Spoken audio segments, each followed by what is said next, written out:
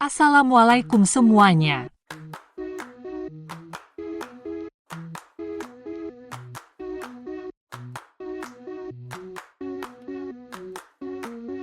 Kekerasan terhadap anak menurut WHO merupakan semua tindakan yang salah terhadap anak, baik dalam perlakuan fisik, perlakuan emosional, perlakuan seksual, penelantaran, serta eksploitasi pada anak yang menyebabkan kondisi kesehatan anak menjadi berbahaya serta dapat mempengaruhi perkembangan anak atau mengancam harga diri anak.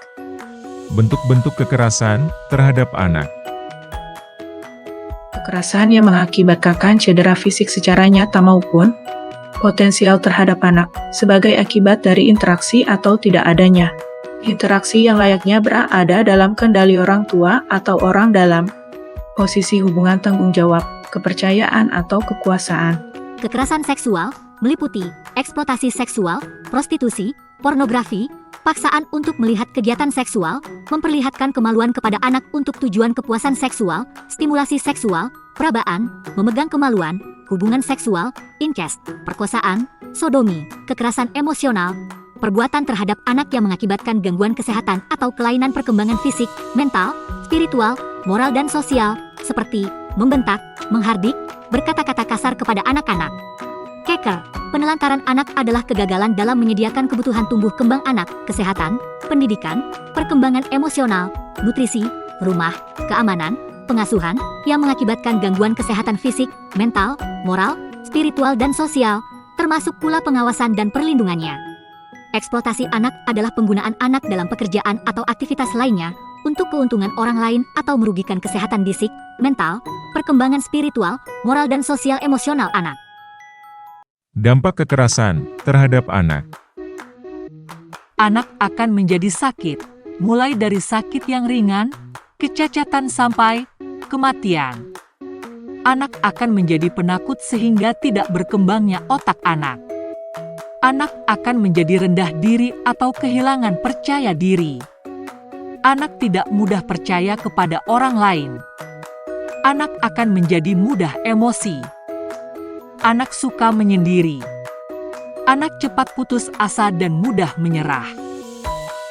Pencegahan kekerasan terhadap anak.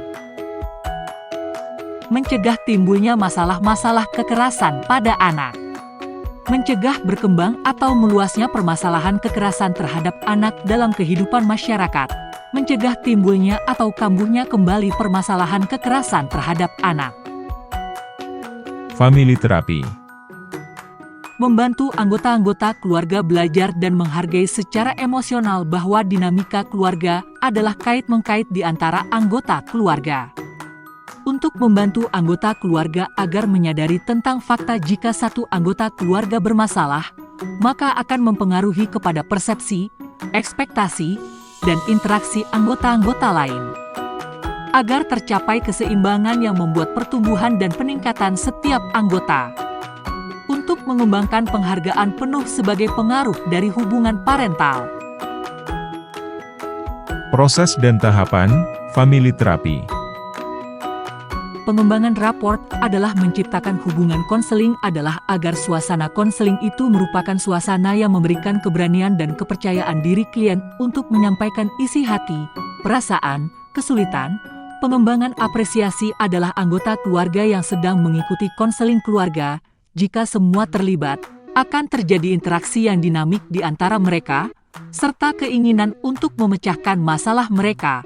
Pengembangan apresiasi emosional. Pengembangan alternatif modus perilaku.